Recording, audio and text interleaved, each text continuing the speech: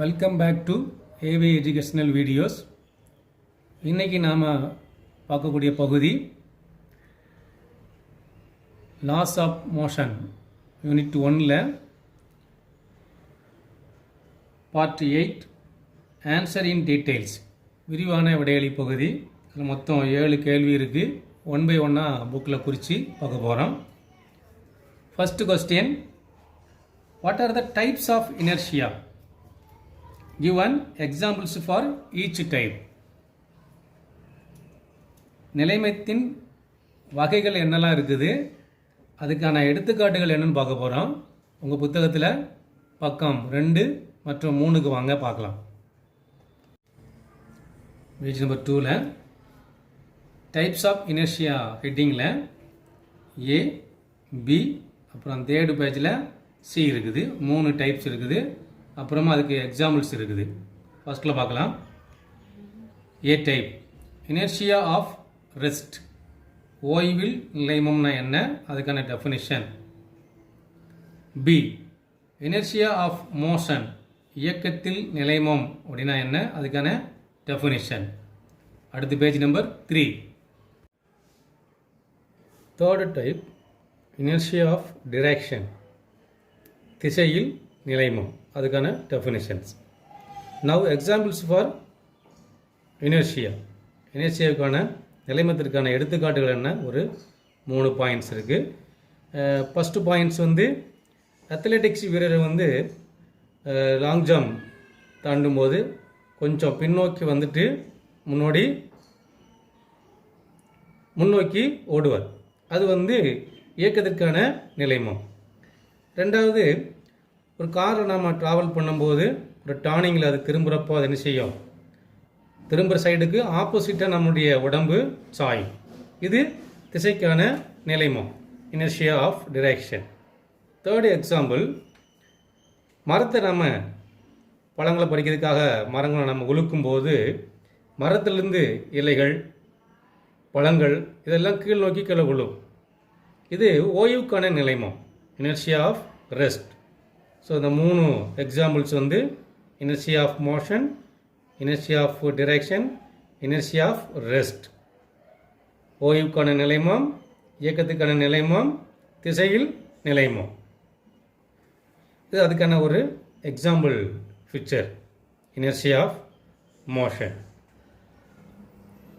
Second question, state Newton's laws of motion. நியூட்டனின் இயக்கத்திற்கான விதிகள் விளக்கம். பக்கம் 3, 6, 7 இந்த 3 பக்கத்தில் நியூட்டனுடைய 3 விதிகளை பற்றி கொடுக்கப்பட்டிருக்கு. அங்கே பார்க்கலாம். செகண்ட் கொஸ்டினுக்கான ஆன்சரு பேஜ் நம்பர் 3ல் 1.4 யூனிட்டில் இருக்குது. நியூட்டன்ஸ் லா ஆஃப் மோஷன், நியூட்டனின் இயக்க விதிகளில் ஃபஸ்ட்டு லா, நியூட்டன்ஸ் ஃபர்ஸ்ட் லா ஒரு பேராகிராஃபில் எக்ஸ்பிளைன் இருக்குது.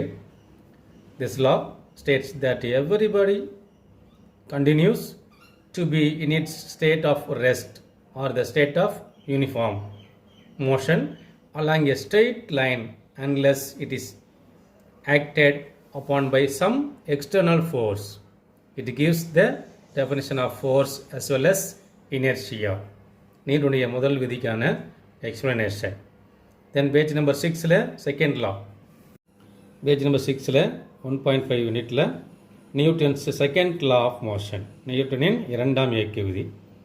According to second law of Newton, the force acting on a body is directly proportional to the rate of change of linear momentum of the body, and the change in momentum takes place in the direction of the force. நியூட்டனுடைய 2ஆம் விதிக்கான definition, அதுக்கான ஒரு சின்ன formula இருக்குது. Newton's second லாக்கான formula F is equal to m into a. F force, m mass, a acceleration. நியூட்டனின் 2ஆம் விதி, விசை is equal to நிறை இன்ட்டு முடுக்கம், mass into acceleration. So F is equal to m into a, second law. Newton's third law of motion, நியூட்டனுடைய மூன்றாம் விதி என்ன சொல்லுது?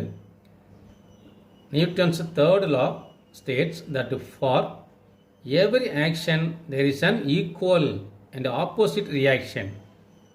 They always act on two different bodies.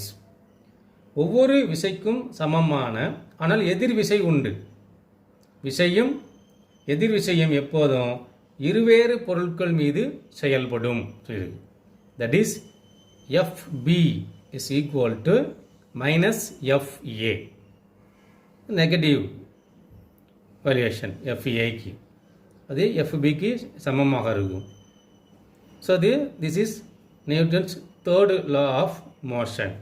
இது ரெண்டாவது கேள்விக்கு இந்த 3 பகுதியில் உள்ள டெஃபினிஷன்ஸை குறித்து படிச்சுக்கணும்.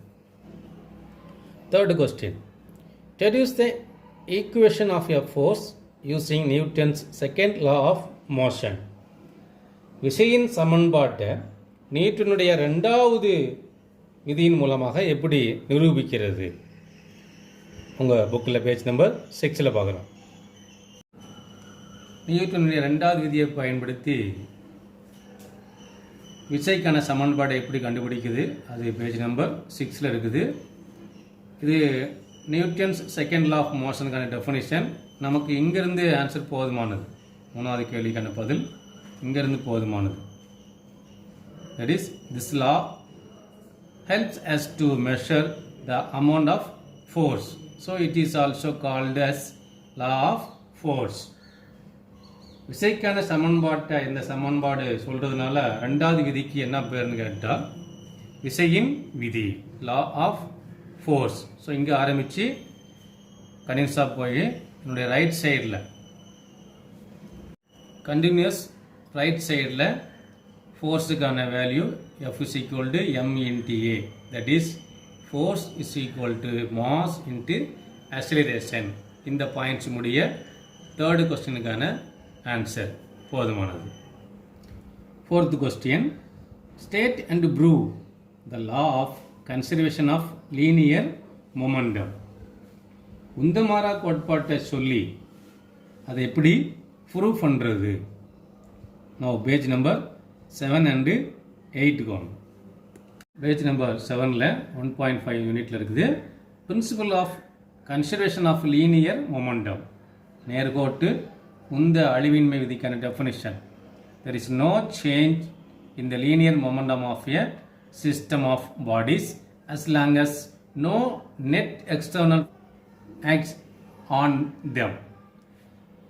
புறவிசை ஏதாவது தாக்காத வரைக்கும் ஒரு பொருள் அல்லது ஒரு அமைப்பு அதன் மீது செயல்படக்கூடிய மொத்த நேர்கோட்டு உந்தம் மாறாத மதிப்பாக இருக்கும். No net external force acts on them. Next turn page number 8 கண்டினியூஸாக இருக்குது பாருங்கள். கன்சர்வேஷன் ஆஃப் லீனியர் மொமெண்டத்துக்கான ஒரு ஃபிகர் இருக்குது. M1 M2 U1 U2.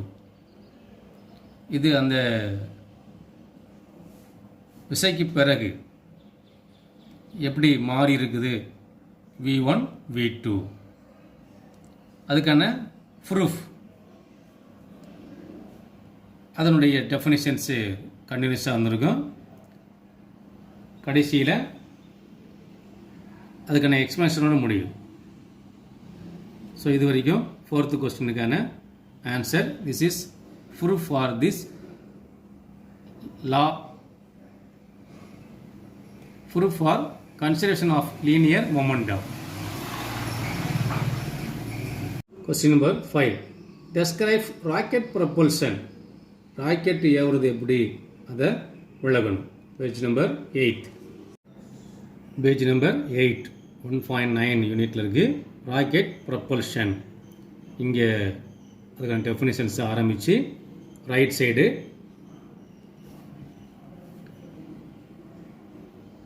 இந்த 2 பேரா முடிய வெலாசிட்டி வரைக்கும் போதுமானது.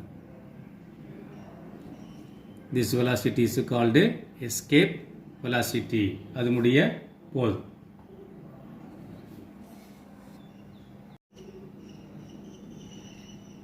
State the universal law of gravitation and drive its mathematical expression.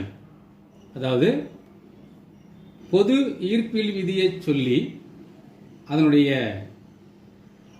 கணிதவியல் ஃபார்முலாவை ப்ரூவ் பண்ணணும். Page number 8 and 9. Page number 8ல் 1.10.1 யூனிட்டில் நியூட்டன்ஸ் யூனிவர்சல் ஆஃப் கிராவிடேஷன் இங்கே ஆரம்பித்து அதுக்கான டெஃபினிஷன்ஸ், அதுக்கான figure, gravitational force between two masses, that is m1 mass, m2 mass, force F1, force F2 இந்த ரேடியேஷன்ஸில் எப்படி நடக்குதுங்கிற ஃபிகரு. தென் நெக்ஸ்ட் பேஜில் 9th பேஜ் அதுக்கான எக்ஸ்பிளனேஷன்ஸு, கடைசியில் அதனுடைய யூனிட்டோட முடிவு. அது வரைக்கும் 6th கொஸ்டினுக்கான answer. Question number 7. Give the applications of universal law gravitation. பொது ஈர்ப்பியல் விதியினுடைய பயன்பாடுகளை பற்றி சொல்லியிருக்கு. Page number 12. பேஜ் நம்பர் 12ல் 1.12.3ல் application of Newton's law of gravitation அதுக்கான எக்ஸாம்பிள்ஸ் ஒரு 5 பாயிண்ட்ஸ் இருக்குது.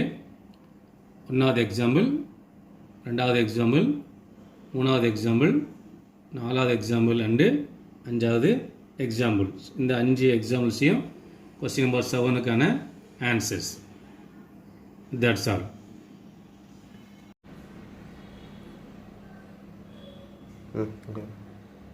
ஸோ புக் பேக்கில் இருக்கக்கூடிய எல்லா கொஸ்டின்ஸுக்கும் மேக்ஸிமம் இங்கே புக்கிலேயே ஆன்சர்ஸை குறித்து படிச்சிங்கன்னா வேறு எந்த கைடு உங்களுக்கு தேவையில்லை. ஃபுல் மார்க்ஸ் எடுக்கிறதுக்கு உங்கள் புக்ஸே போதுமானது. ஸோ இப்படி ஒவ்வொரு கொஸ்டின்ஸையும் நீங்கள் புக்கில் குறித்து இதை நீங்கள் படித்து எழுதி பார்த்தீங்கன்னா it will help you for score high marks in science. So thank you for watching.